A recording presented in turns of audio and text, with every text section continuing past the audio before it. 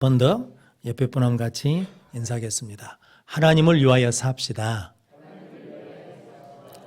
하나님의 거룩한 성도가 됩시다. 지금 에레미야서는 우리가 쭉 읽어온 것처럼 에레미야 선지자는 나라가 뭐 한다는 겁니까? 망한다는 거죠. 그러니까 바벨론과 싸우지 말고 항복해서 포로로 잡혀가는 것이 사는 길이다 라고 말하거든요. 그런데 그 중간에 하나님 에레미야 선지자를 통해서 계속 무엇을 주시냐면 소망의 말씀을 주시거든요. 몇 년이 지나면 다시 돌아온다는 겁니까? 70년이 지나면 다시 돌아온다. 그래서 지난주 31장에 내가 다시 세우겠다라고 말씀하거든요. 다시 세우시는 방법이 있다는 거지요. 뭐냐면 하나님이 불러 모으신다. 즉 하나님께 돌아와라 라고 그러고 하나님이 내가 너희를 불쌍히 여기겠다라고 말씀합니다. 그러면서 전을 건축할 때 어떻게 건축하라는 겁니까?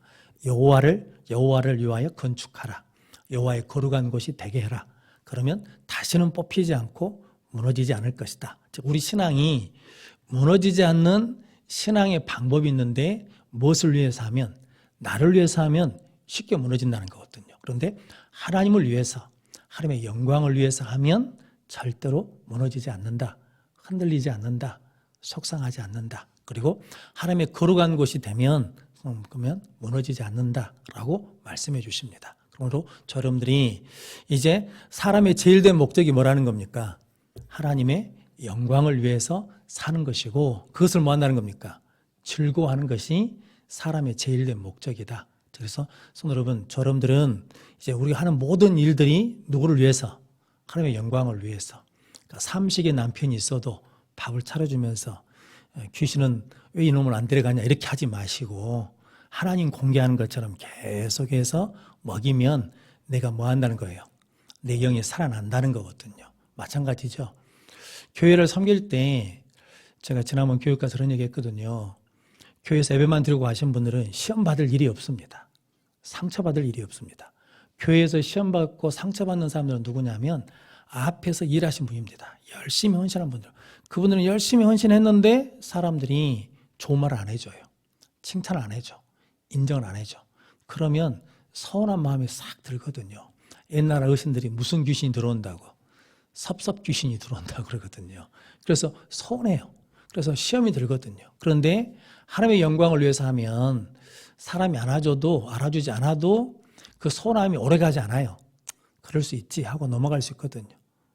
그런데 내가 그렇게 해놨는데 나를 알아주지 않아? 그래서 저 부목사 할 때 강조서 보면 이게 선거를 하면 교회가 그 선거 때마다 혼역을 치르거든요. 내가 이렇게 교회 헌신했는데 나를 안 뽑아줘? 그러면서 난리를 치거든요. 근데 그것은 실은 누구를 위해서 한 거라는 겁니까? 결론적으로는 나를 위한 것이 된다는 거거든요. 그런데 하나님을 위한 것이 되면 서운하거든요. 근데 그 서운한 것이 오래가지 않는다는 거거든요.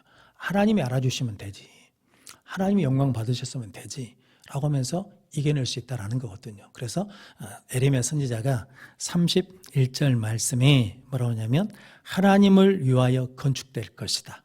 하나님의 거룩한 곳이 될 것이다. 라고 마지막에 이제 말씀해 주는 거거든요. 그러면 절대로 흔들리지 않는다. 다시 뽑힐 일이 없다. 그런데 이스라엘 백성들은 지금까지 그렇게 하나님을 위해 살지 않고 누구를 위해 살았다는 겁니까? 자기 신앙으로 바뀌어버렸다라는 거거든요. 그래서 우리도 마찬가지거든요.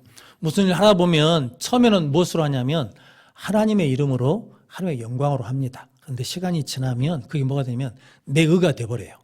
그래서 이렇게 안 해주면 협력 안 해주면 내 체면이 안 서. 그러니까 억지를 부리게 되고 사람들한테 상처를 주게 된다는 거거든요. 그러면서 끝까지 여러분들은 하나님의 영광을 위해 살아가는 성도들 되시기를 바랍니다. 그러면 하나님을 위해 영광을 살면 무엇을 하게 되냐면 믿음의 방패를 가져요. 그래서 불화살에 맞아도 그 믿음의 방패가 뭐 해줘요? 막아줘. 그러니까 누가 무슨 말을 해도 상처를 잘 안 받아요. 그러니까 여러분들이 하나님의 영광을 위해 사는 성도들 되시기를 바랍니다. 오늘 이제 32장에 하나님께서 에레미야에게 야, 밭을 사라 그러거든요. 그러니까 이 나라가 어떤 나라입니까? 망하는 나라예요. 망할 때 땅은 못 들고 가잖아요. 무엇은 들고 가는데 돈은 들고 갈 수 있고 돈도 필요 없지. 왜냐하면 망한 나라 돈이니까 쓸 데가 없잖아요. 금이나 보석이 필요한 건데 하나님 무엇을 사라 하냐면 밭을 사라 그러거든요. 그런데 숙부 아들이 와가지고 네가 기어 물을 자니까 희년이 됐으니까 네가 밭을 사라 그러거든요. 그래서 은 17세기에 밭을 샀어요. 밭을 하고 난 다음에 하나님께 기도했거든요.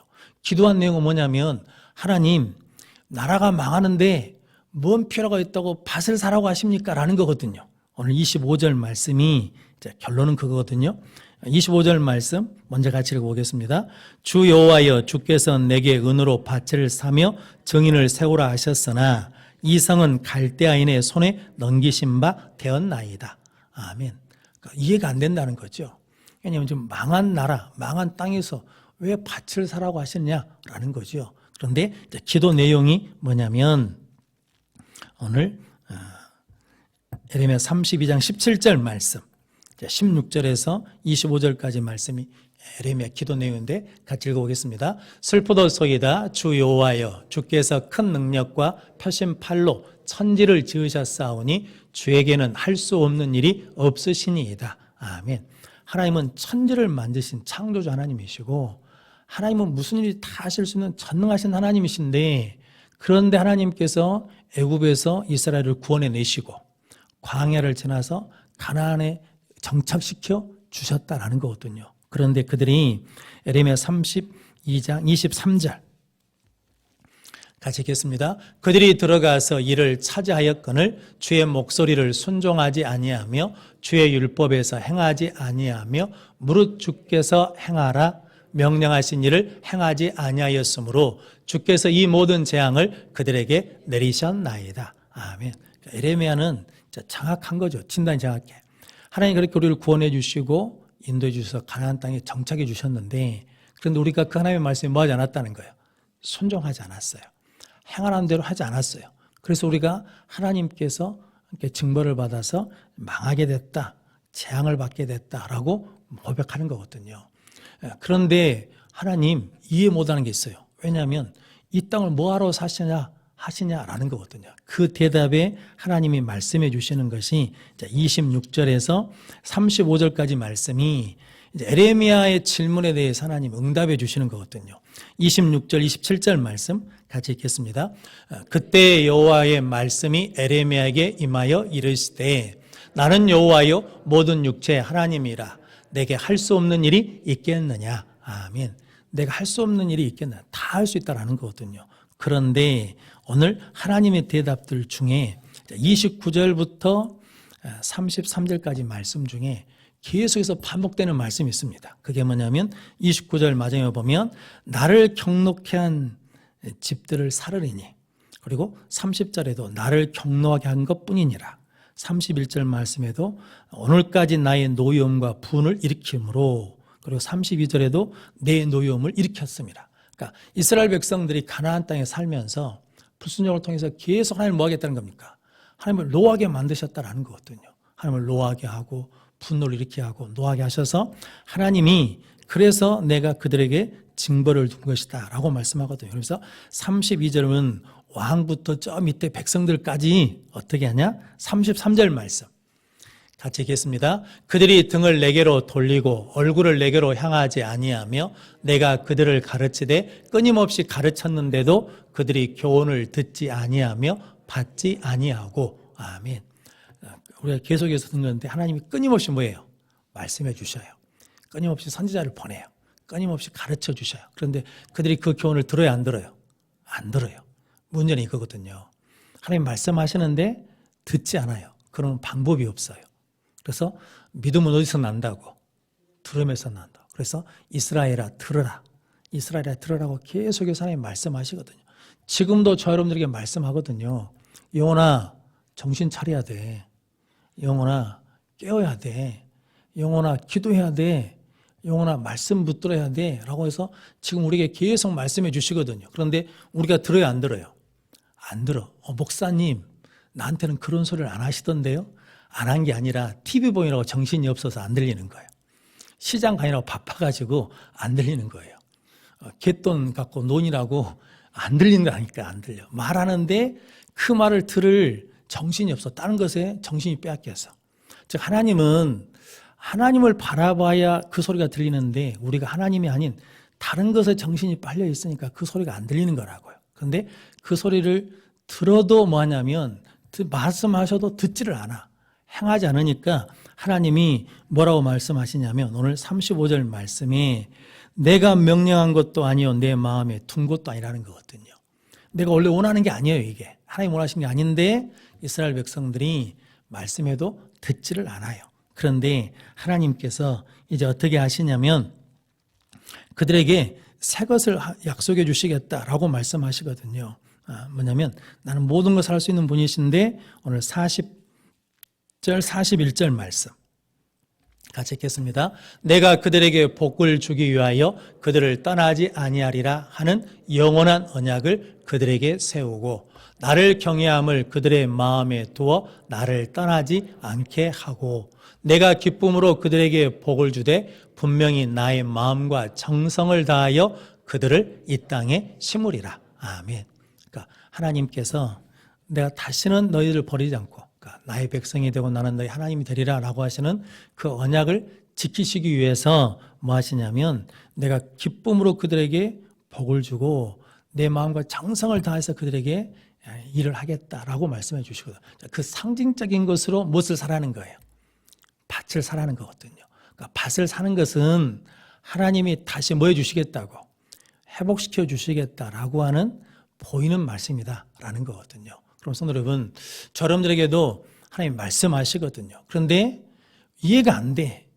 지금 상황으로 봐서는 맞는 말이 아닌 것 같고 다 남들은 오른쪽으로 가는데 나보고 왼쪽으로 가라는 것 같고 남들은 다 좋은 아파트로 잘 이사 가는 것 같은데 나는 여기 계속 있는 것 같고 그런 것 같거든요. 그런데도 거기에 뭐가 있다는 겁니까? 하나님의 뜻이 있고 하나님의 말씀하심이 있다라는 거거든요. 그런데 몇 년 후에 70년 후에 어떤 일이 일어날 줄 알아요? 몰라요? 몰라. 그런데 뭐에 순종하면 말씀에 순종하면 그 일이 이루어진다. 즉 하나님이 할 수 없는 일이 있었다냐? 애굽 땅에서 이스라엘을 구원해서 가나안 땅에 정착시킨 것처럼 바벨론에서 구원하여서 다시 이스라엘에 정착시킬 것이다 라고 하시는 말씀이거든요. 그래서 하나님께서 밭을 사라고 하셨다라고 하시는 말씀이 오늘 본문 말씀입니다. 그래서 시편 107편 19절 20절 말씀 같이 읽겠습니다. 19절 이에 그들이 그들의 고통 때문에 여호와께 부르짖음에 그가 그들의 고통에서 그들을 구원하시되 그가 그의 말씀을 보내어 그들을 고치시고 위험한 지경에서 건지시는도다. 아멘. 그래서 고통 가운데 기도하시잖아요. 그러면 잘 들으셔야 돼요. 하나님 뭘 주시냐면 말씀을 주신다고요. 그럼 그 말씀을 통해서 고쳐주시고 유경에서 건져주신다라는 거거든요. 성도 여러분, 이게 어떤 어려움이 있으면 성경 66권을 붙들고 있을 이유가 없습니다. 하나님이 나에게 그때를 견디고 이길 수 있는 말씀 한 절을 주시면 되거든요. 그 한 절을 붙들고 있으면 그 말씀의 능력이 나를 고치고 나를 유경에서 건져주시겠다라고 말씀하십니다. 그런데 오늘 이 말씀을 통해서 제가 드리고 싶은 말씀은 이제 결론적으로 이겁니다. 왜 하나님이 에레미야에게 은 17개를 주고 땅을 사라겠냐라는 거거든요. 하나님은 말씀으로 천지를 창조하셨죠. 그러면 구원도 무엇으로 하실 수 있겠습니까? 말씀으로 하실 수 있죠. 그런데 말씀으로 안 하시죠. 어떻게 하십니까? 예수 핏값으로 우리를 구원해 주시거든요. 그래서 값을 지불했어요. 그래서 고린도전서 6장 19절로 20절 같이 읽겠습니다. 너희 몸은 너희가 하나님께로부터 받은 바 너희 가운데 계신 성령의 전인 줄을 알지 못하느냐? 너희는 너희 자신의 것이 아니라 값으로 산 것이 되었으니 그런즉 너희 몸으로 하나님께 영광을 돌리라. 아멘. 우리는 우리 것이 아니에요. 예수를 믿는다고 하면 나는 나의 것이 아니에요. 왜냐하면 하나님이 예수 핏값을 지불하고 우리를 뭐 했어요? 샀어. 산 것이 되었으니 이제 무엇을 위해 살아나는 거예요? 너희 몸으로 하나님의 영광을 위해서 살아라 라는 거거든요. 그런데 그걸 잊어버리고 살면 이게 배신이야. 왜냐하면 그 값을 지불했는데 그 값을 노릇을 안 한다는 거거든요. 성도 여러분, 그럼 여러분들은 이제 값을 지불하시고 우리를 구원해 주셨어. 그런데 성도 여러분 생각해 보면 천지를 말씀으로 창조하신 하나님이 말씀으로 구원하실 수 있는데 무엇을 지불했다는 겁니까? 값을 지불했다는 거죠. 그래서 또 말씀하시기를 고린도전서 7장 23절로 24절 말씀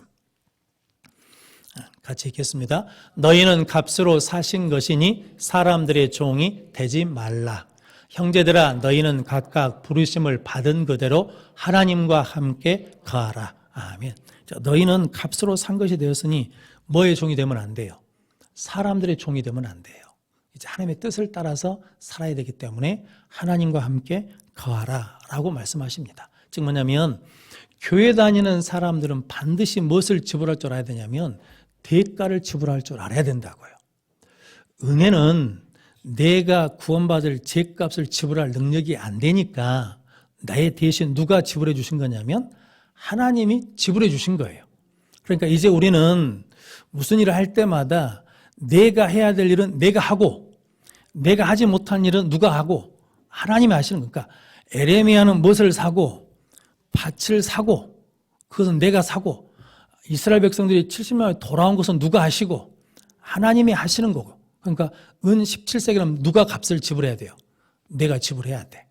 요한복음 11장 39절 말씀 같이 읽겠습니다. 예수께서 이르시되 돌을 옮겨 놓으라 하시니 그 죽은 자의 누이 마르다가 이르되 주여 죽은 지가 나흘이나 되었음에 벌써 냄새가 나나이다. 아멘. 예수님이 죽은 나사로 무덤에 가지고 돌을 옮겨 놓으라 했더니 그 누이 마르다가 죽은 지 나흘이 돼서 썩은 냄새가 난다는 거거든요. 그러니까 돌을 옮길 필요가 있다는 게 없다는 거예요.